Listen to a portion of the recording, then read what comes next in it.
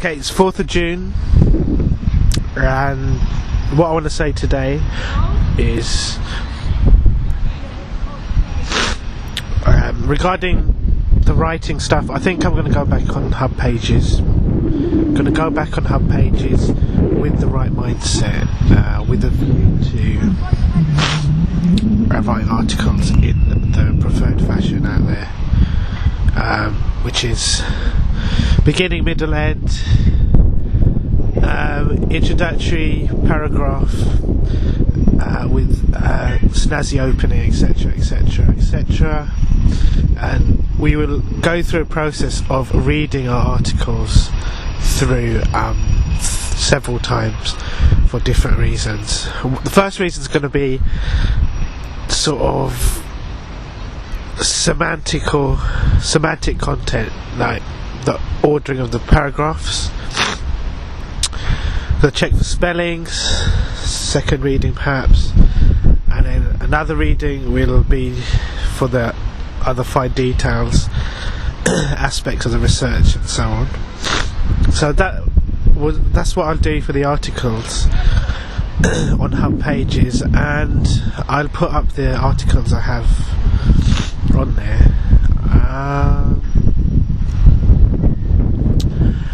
And I'll make sure they fit the criteria for Hubpages. It seems I didn't understand what Hubpages was about before, but it's a very lively place, and they've made it very social there. So I don't want to write those in a rush there, but I just want to write them as and when I need to, or when they naturally sort of ripen and fall to the ground, like apples or whatever. So that's what we'll do. Regarding my brother's writing, Shreb's writing, he travelled around the world to write for articles specifically. I disregarded that perspective before, but now I feel that you have to have a combination of intuition, writing from within a slight vacuum, balanced with having a keen awareness of what's going on around one, or in the scene, writing scenes, magazines and so on. And I don't see any problem with going through the short stories that have been submitted to magazines and been published, and I have no problem with taking notes, seeing what kinds of styles are being sort of published and how they've gone about doing that, and emulating that somewhat, and seeing how my own style corresponds to that, rather than having a solipsistic kind of view where it all revolves around my own writing. I think I should connect to the writing out there and the short story scenes out there to get a full picture. Although I'm somewhat stuck in my ways, I can also integrate at least a bit more of the technical aspect. I realise that writing as a whole, there are different styles of writing and they reinforce each other, and I believe that to have a good understanding, you've got to be able to write, whether it's poetry, short stories, novels, haikus, whatever. If you look at all these subjects, you'll find correspondences. And in the example of Zen Habits, he has combined his journalistic pizzazz, his journalistic flair, and combined that with psychologically aware writing, which integrates with his practice of mindfulness and sort of cultivation practice. And similarly, I can write from that kind of awareness and apply that to my short stories. And the articles, I feel, are like a culmination of the things that I come across. I've happened to come across tea, for example. We talked about that yesterday. We've got the Runity, we've got the tea shop, which has got the ambient room where there's some very cool clients that go there. There's a magical atmosphere there, and it reminds me of my old teacher's anecdote in one of his books, which talks about how one entrepreneur had a shop and he charged people to go in there, and what he did was he touched each object and imbued it with his energy and enlivened the place with ethereal music, and he put in things that stimulated the imagination, like this massive sort of porcelain egg. It's like the size of a tree or whatever, not maybe half a tree. And he had these odd objects that stimulated the imagination. And the store done remarkably well, and it had this magical atmosphere created like in that way, like a bit like how Disneyland has a certain feeling, sort of magic there from the abundance of positive vibes. Another example that was cited was the electrician, who was a master electrician, who was said to have mature energy.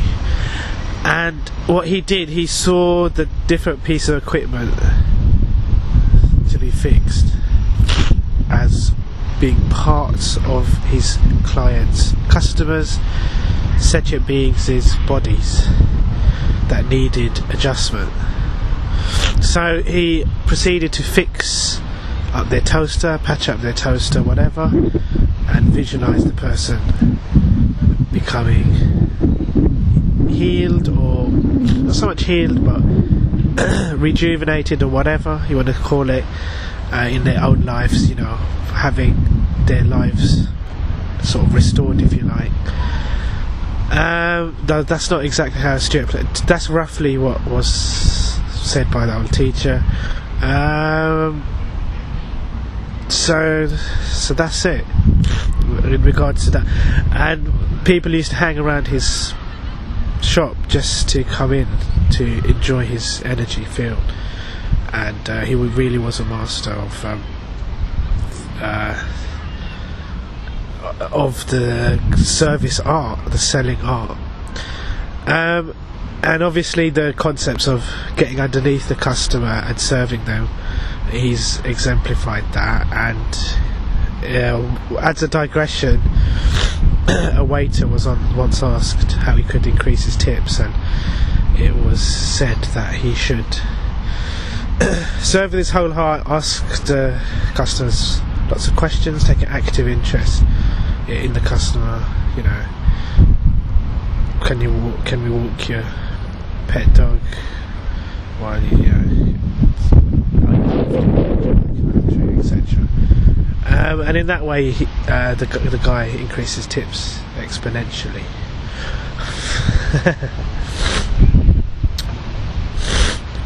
So that's the psychology of customer service as it relates to business.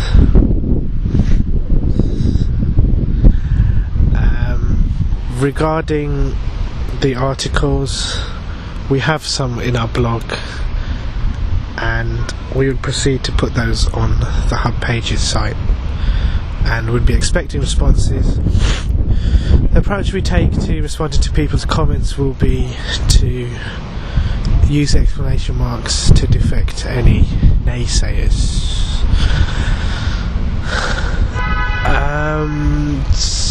Just so we can build an article's base on there. That's fine. And another thing I came across today, reading the book on writing, is when I approach my short stories, I can also apply excuse me the short story process. The writing process, that you apply to articles, we can be technically proficient in our short stories and apply at least some of the article procedures to the short story, or more simply, we could follow a bit more of the conventions of the usual short story, which I think I do. I apply anyway, but it'd be good to get this practice of drafting, which I've recently begun with the use of my Hubpages blog, which is kind of like the draft section where there's materials being prepared to go onto the compendium blog. We've got some stories to polish and so on, so I'll be working on those.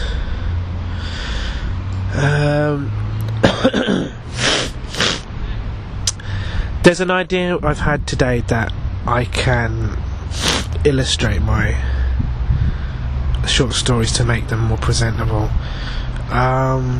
Ebooks can be interesting things and can be attractive if they're presented well, or within even a blog. A blog. So Illustrator is another aspect we could use later on at some point in laying these seeds in the time to come, who can then sort of give us a visual representation of our artistic creativity, the vision and the ideals, the nuances we want to express through that art. And it could be anything, it could be lots of things, I should say, and it could be varied. And I think because of the nature of the diverse stories, the artwork will also be quite eclectic, I think. But I think maybe by the same person or not, those are things that we can gorge later.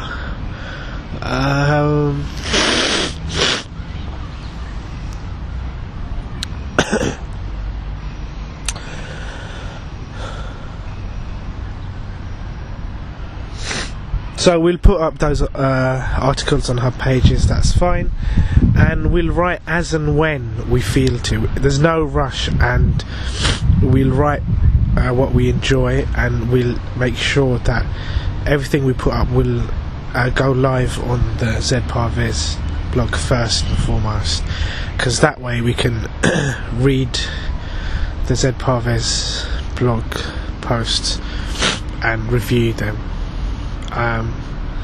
So that's the approach we'll take.